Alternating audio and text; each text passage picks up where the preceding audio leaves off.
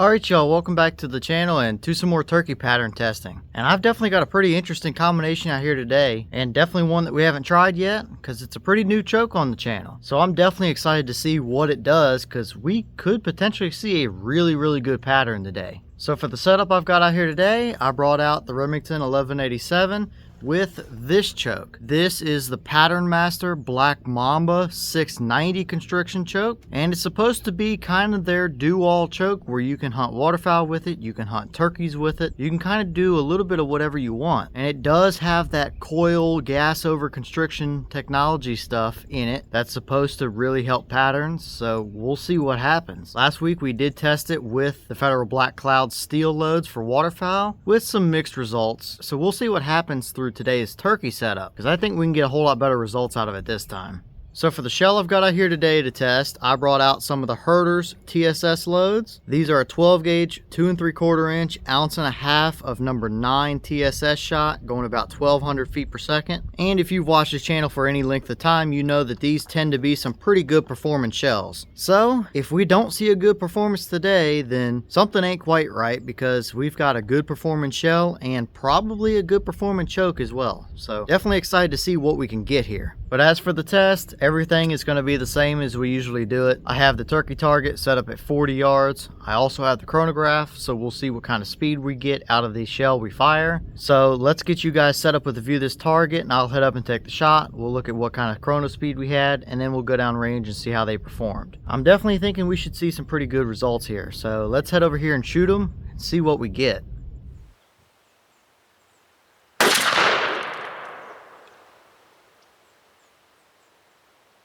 Alright, so as you can see, that round gave us 1302 through the chronograph. The box is claiming 1200, so we're 102 feet per second above that. And from what I can remember, these shells typically do shoot a little bit above box velocity, so I don't think there's anything too strange up here. But how did it actually shoot downrange? Let's go take a look and see.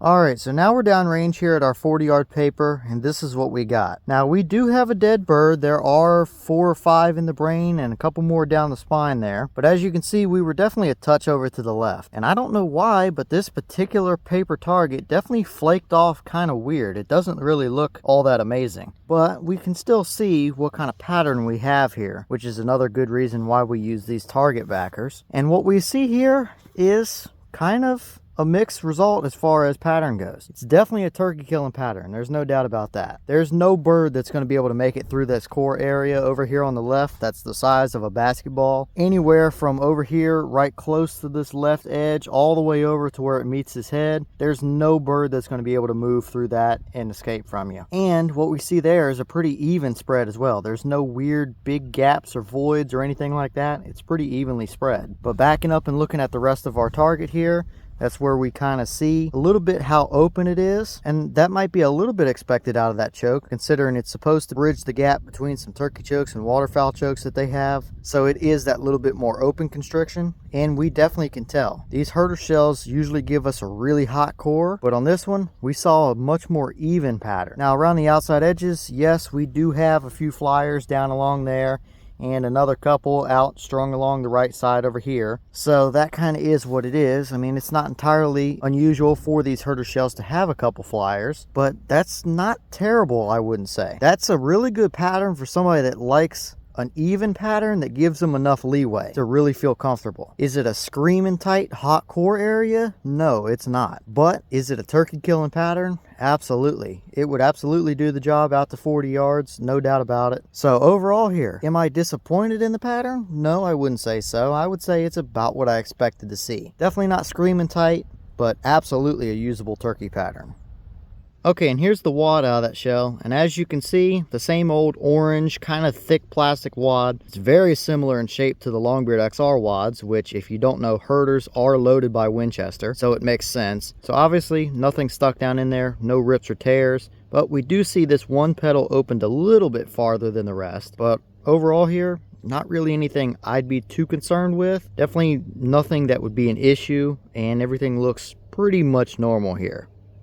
Alright y'all, well, what did you think about that performance right there? Definitely a usable turkey pattern, there's no doubt about that. Would absolutely do the job out to 40 yards. Now, is it the best performance we've seen out of these Herter shells? Definitely not. It's definitely not a super tight screaming core or anything like that, but the main core area of the pattern is pretty even looking. So overall, definitely a pattern that would favor somebody that likes a little bit more even, a little bit more open pattern, and a little bit more leeway. And really, all of that is about kind of what I expected to see, considering this Black Mamba is supposed to kind of be a do-all choke. It's got to bridge the gap, so you may take a little bit of tightness and super hot core away from your turkey pattern to give your waterfowl pattern a little bit more leeway, and vice versa. But as always, let me know your thoughts about it in the comments. Is that about what you expected to see? Were you a little bit surprised? Did you expect a little bit better or a little bit worse? And if you've tried a combination like this with the Herter shells and the Black Mamba, or any other turkey shells with that Black Mamba choke, let me know your results and what other shells might you want to see through this choke. With that being said, I've got some more stuff to film for y'all, so I'm going to jump back to it. As always, we have the channel Instagram as well as a mailbox where you can send stuff to the channel. All that information will be in the description if you're interested, but I'm going to get back to it, so I'll see y'all in the next one.